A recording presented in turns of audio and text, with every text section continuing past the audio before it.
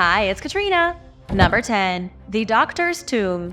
Hungarian archaeologists recently discovered the tomb of a doctor who lived 2,000 years ago. The tomb dates back to the Roman Empire, filled with the high-quality instruments of a man who performed complex surgeries. The crypt was located near the Hungarian city of Jászberény by professionals with the ELTE Faculty of Humanities. First, the scientists conducted a magnetometer field survey, which showed there were archaeological features underneath the surface. Then they started digging, and that was when they opened the tomb for the first time in 20 centuries. Inside the crypt, archaeologists came across the skeletal remains of the surgeon. They found an intact skull, leg bones, and fragments from the rest of his body. But the real treasure was stashed inside a series of wooden chests. The chests contained the doctor's medical tools, equipment like pliers, scalpels, needles, replaceable blades, and a grinding stone to keep everything sharp. The archaeologists then took the tools back to their lab to study them more closely. They learned that the tools were of Roman origin and that they discovered a complete set of ancient medical instruments. The scalpels were made from a copper alloy and were intricately decorated. The surgeon himself was between 50 and 60 when he died, but the cause of his death is unknown. He may have passed away from old age since his skeleton showed no signs of trauma or illness. The collection of medical tools is now the second complete set ever discovered. The only other set of ancient medical instruments was found in the ruins of Pompeii, buried by the volcanic eruption in 79 AD. Andras Goulias from the local museum says it's unclear if the physician was local or was part of a Roman legion. He may have been similar to a field doctor, part of a mobile legion whose duty it was to care for the troops. And now for number 9. But first, I want to give a big shout out to Matthew Young and Tracy, bee instructor. You almost got me with that one. Thanks so much for watching and supporting Origins Explained. If you are new here, you know what to do. Be sure to subscribe and join the family. Number 9. The Stone Altars of the Wild. In the wild foothills of the Cimini Mountains of Italy, there is a great woodland unspoiled by the infestation of modern civilization. It's called the Selva di Milano, and it's an untamed landscape of wild oaks and hazelnut orchards. There are deep ravines, gaping canyons, and mysterious stone altars hidden within the tangled foliage. These stone altars are a huge mystery because nobody knows who carved them. It may have been the Etruscans, but nobody's 100% certain. What we do know is that the altars were carved from volcanic rocks, which themselves came from volcanic eruptions.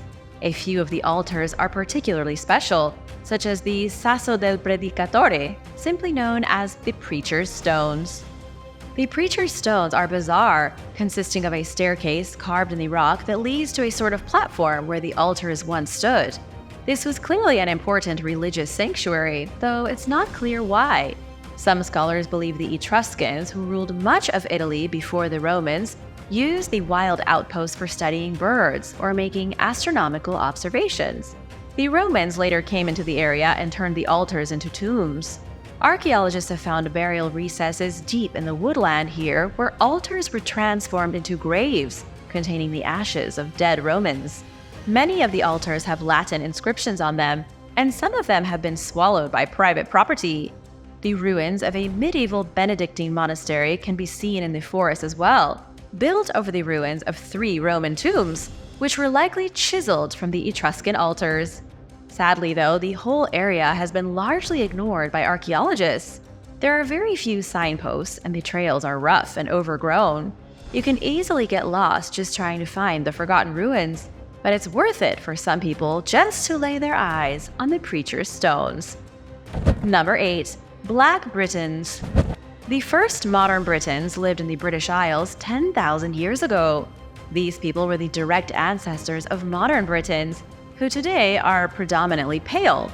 And yet, according to a new study, their biological ancestors who lived in Britain after the Ice Age had dark to black skin. Scientists recently conducted a DNA analysis of the oldest complete skeleton in Britain, a fossil known as the Cheddar Man. He was discovered over a century ago in a dark and dank cave in Somerset. He was one of the first settlers who crossed over from continental Europe with a group of early humans and settled in Britain. This was right at the tail end of the Ice Age when the ice had melted and the mammoths were dying. Britain was just starting to warm up. Most scientists in the 20th century automatically assumed the Cheddar Man, being so closely related to modern Brits, would have had pale skin and fair hair. But using the newest in DNA technology, scientists have painted a completely different picture. All scientific evidence points to the Cheddar Man having blue eyes, dark curly hair, and a brown to black complexion. This discovery is further proof that the genes for lighter-hued skin didn't become widespread in European populations until very recently. In fact, scientists are starting to think skin color didn't have anything to do with geographic origin the way we see it today. Tom Booth from the Natural History Museum says imaginary racial categories that society seems so obsessed with today are modern constructions. The racial categories aren't applicable at all to the past, especially not in Europe. The DNA of the Cheddar Man shows that 10,000 years ago, Europeans were as black as their human relatives in Africa. If you're wondering how all this is possible, let's talk about how the Cheddar Man and his friends arrived in England. They first left Africa, where all Homo sapiens originated. Then the humans traveled into the Middle East before migrating across Europe and crossing a land bridge connected to Britain, which is where they decided to settle down. It was only after thousands of years of living in gloomy Britain without much sun that the people living there developed lighter skin. Lighter skin is a product of our bodies trying to absorb more sunlight to produce sufficient vitamin D. If Britain was sunnier, the population might still be predominantly dark-skinned today. Number 7. The Jealous Duke. A team of scientists recently decided to find out where lager yeast came from. For beer. They searched old brewing documents from the Middle Ages until they discovered a bizarre incident involving a jealous duke and a destroyed brewery. It turns out lager yeast was created in the 17th century because of one duke's temper tantrum. Experts already knew that lager was created when two types of yeasts were mixed, but brewers have never known why that happened or when. But after some research, they discovered that the creation of lager was nothing but a fluke. In the German state of Bavaria, a bottom-feeding yeast that's been used since the 14th century was accidentally mixed with top-feeding wheat yeast in 1602. In the early 17th century, there was a law in Bavaria requiring all brewers to use bottom-feeding yeast. But a man named Hans VI von Degenburg was given special permission to establish a brewery on the border where he could use top-feeding yeast. When his grandson died and he was left without an heir to his brewery, it was seized by Maximilian the Great. He was the Duke of Bavaria, and in later years would become the Prince Elector of the Holy Roman Empire. It was a big deal. The Duke was jealous because von Degenburg had enjoyed wild economic success with his wheat beer. The yeast used by von Degenburg was then stolen from his brewery in a raid and was later brought to Maximilian's court brewery, where the two recipes were mixed together. It took about 5 years, but the Duke's brewery finally manufactured a lager by combining the two types of yeast. Instead of making only brown ale and wheat beer, the brewers mixed the two and made the first lager in the world. Number 6. The Nomads. In the 3rd century BC, there arose a tribal confederation of nomads in the eastern Eurasian steppe. They were called the Xiongnu, and they prospered here in the empty expanses of Eurasia for around 300 years. We know very little about them, only what was written in text by the Chinese dynasties who encountered the Xiongnu. They occasionally got into skirmishes on the Chinese border, and according to accounts from ancient China, the Xiongnu rode on horseback. They were possibly skilled in combat, but they were definitely ruled by a high society of women. However, because of the lack of written accounts, historians have never been able to make any real claims about the mysterious nomads. When it comes to the archaeological record, the Xiongnu are basically ghosts.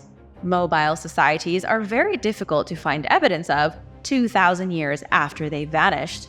The issue is that the Xiongnu culture never built any cities. They were always moving from one place to another, but they did build a handful of mortuary complexes out of rock. Some of these mortuaries have been found by archaeologists. They've already analyzed over a dozen individuals from the burial grounds, enough to say the Xiongnu were genetically diverse.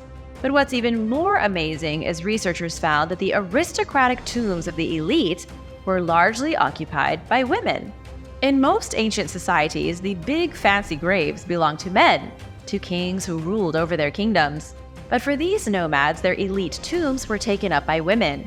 Christina Warrener, an associate professor of anthropology, says the evidence points to a society dominated by females. Christina says it looks as though the armies of Xiongnu went out to expand the empire, while women rulers stuck around camp to govern the borders. This was just like Roman emperors staying in Rome while their legions went out to do the fighting. The genetic study of the human remains turned up something else. The aristocratic women showed the least genetic variation. What this means is that they came from narrow lineages, from tightly controlled bloodlines. On the other hand, male servants or possibly male slaves found buried with them were from a diverse bloodline. This all points to a long history of female-dominated society, with the women rulers coming from the same ethnic stock, while their servants and warriors were from all over the globe. Number 5. Viking Booty. The biggest Viking treasure hoard found in over 50 years has just been discovered in Denmark. An amateur treasure hunter with a metal detector found the cache buried in a cornfield. The hoard includes impressive pieces of silver Viking jewelry, along with a shocking collection of rare Viking coins. The coins come from all over the globe, showing the extensive trading networks of the Vikings 1,000 years ago. The coins were mostly Arab and Germanic in origin, but some were Danish too. The magnificent loot stash was found near an abandoned Viking ring fort that dates back to 980. You may be wondering what kind of Viking would leave such a monumental treasure buried in a cornfield. The truth is that Vikings buried their treasures all the time. They were like dogs burying their bones in the backyard.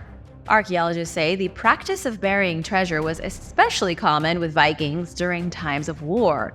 The owners likely buried it in a specific spot for safekeeping, planning to retrieve it later. But they may have died during conflict or set off on a journey, and they never returned to find the stash. The Danish coins, dating back to the 970s or 980s, were likely minted under the reign of Harold Bluetooth. Harold is famous for suddenly converting to Christianity following a potential midlife crisis.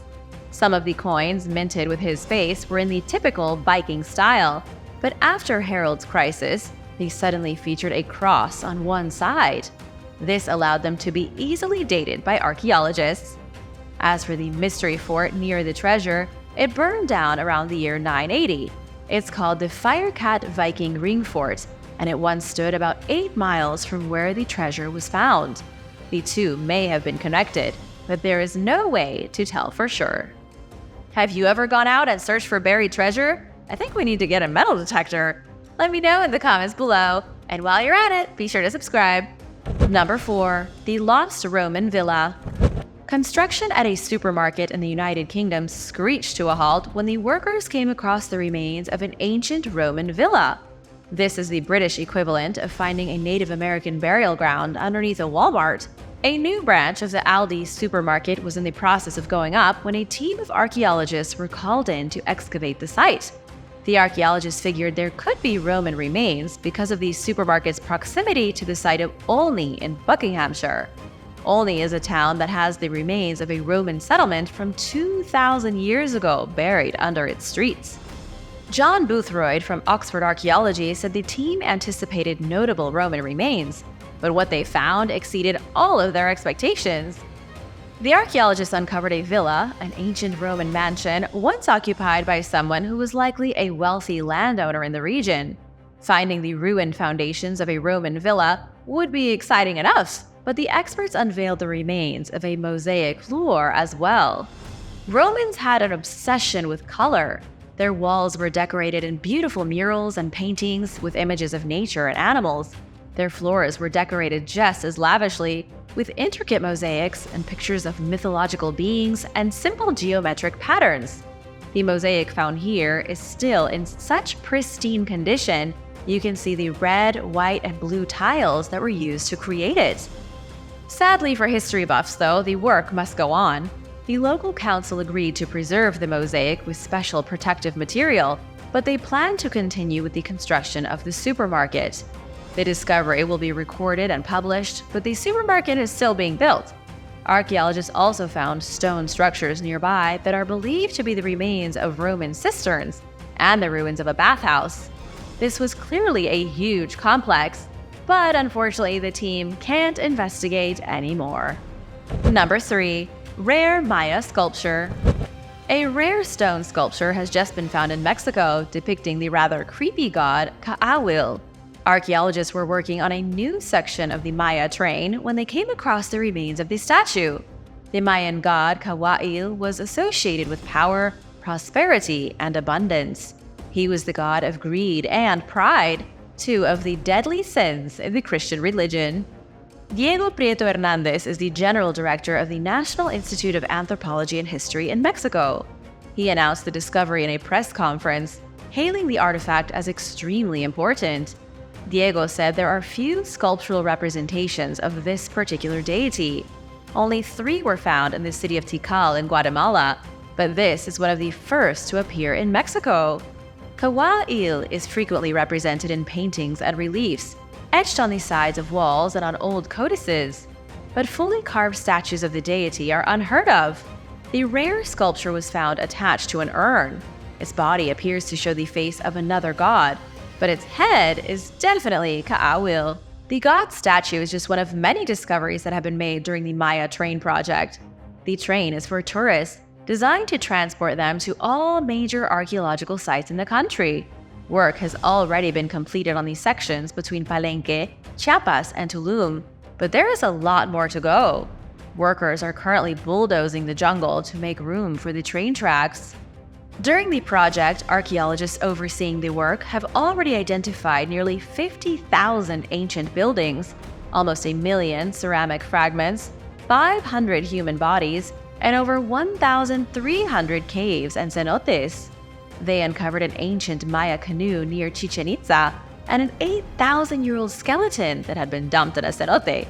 They even found what could be an entirely new city in Quintana Roo, which has been named Pa-Mul II, complete with over 300 ruins. So many discoveries have been made that a new museum will be opened in the city of Mérida to showcase them all. And while that does sound great, environmentalists are still fighting tooth and nail against the project.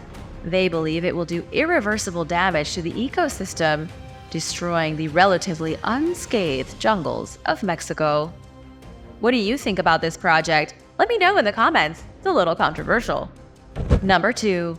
Fountains of grape juice. A new discovery at a Roman winery has proved just how good some Romans had it before the fall of the empire. An excavation at the Villa of the Quintilli uncovered the remains of a winery outside the city limits of Rome. The building was constructed in the 3rd century AD as what must have been the premier winery of the Romans. The sheer size of this place is something that can't be compared to any other ancient production site. The evidence points to the complex being owned by the Quintilli brothers, a pair of extremely rich wine producers who served as consuls in 151 AD. They owned the 59-acre complex and were doing quite well for themselves before Roman Emperor Commodus had them assassinated in either 182 or 183 AD. The emperor was jealous of their wine production facility, so after he took them out like a cranky mafia boss, he took over their villa and their winery. He installed expensive marble tiling, huge statues, decorative architecture, and a bathing complex. The emperor even built his own circus on the property for chariot racing. In 2017, archaeologists began to excavate the circus, and that's when they found the first traces of the winery. Archaeologists identified a grape treading area, a pair of massive wine presses, and vats to collect the grape juice. They also uncovered storage jars, a cellar, and something else that's particularly impressive: a grape juice fountain. The liquid grape poured out of a vat, fresh as could be, and squirted out of a decorative fountain before draining through niches and into an underground system of lead pipes. All of the drains and niches were covered in decorative marble veneer tiling and were painted in bright colors. The whole thing was a spectacle, a luxury fountain that would produce fresh grape juice at any given time. Number 1. The Volcano and the Dark Ages. In the year 536 AD, Historian Procopius of the Byzantine Empire wrote that a thick fog was suffocating the sun. The historian said the fog rose up to the sky and plunged the Mediterranean into darkness. And according to Procopius, the world went cold and stale for a full year. Coincidentally, this event signaled the start of the Plague of Justinian.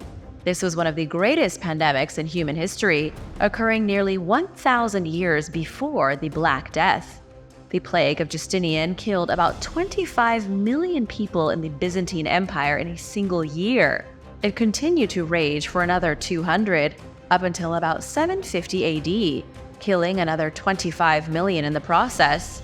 It was a thorn in the side of Europe for 2 centuries, but it was the first year that really decimated the empire. Procopius wrote, "And from the time when this thing happened, men were free neither from war nor pestilence nor any other thing leading to death." The takeaway here is that 536 AD was a very bad year to be around, perhaps the worst year in history. But what exactly caused the sun to turn black and the plague to be unleashed? The sun definitely was blocked from the sky, as historians around the globe corroborated the story with their own writings from the 6th century. Crops failed everywhere in 536 AD, from the fields of Ireland to the lands of the Moche civilization in Peru. The culture of Teotihuacan was decimated, and so were many others, and not a single empire was untouched by the phenomenon. Scientists have struggled to explain this event for decades. The main theory is that several volcanic eruptions happened at the same time, blocking out the sun. But now we finally have proof that this is likely what occurred. Ice core samples retrieved from Greenland and Antarctica show an unmistakable deposit of sulfate that's been dated to 536 AD. A sudden layer of sulfate fell onto Greenland from an atmospheric veil of dust. The sky was so black with volcanic debris that even Antarctica was covered in a thick sheet of acidic dust. This itself is enough proof that a volcano erupted in 536 and caused the Plague of Justinian due to failed crops after 1 year of darkness. We still don't know which volcano it was, but researchers have suggested it may have been Ilopango in El Salvador.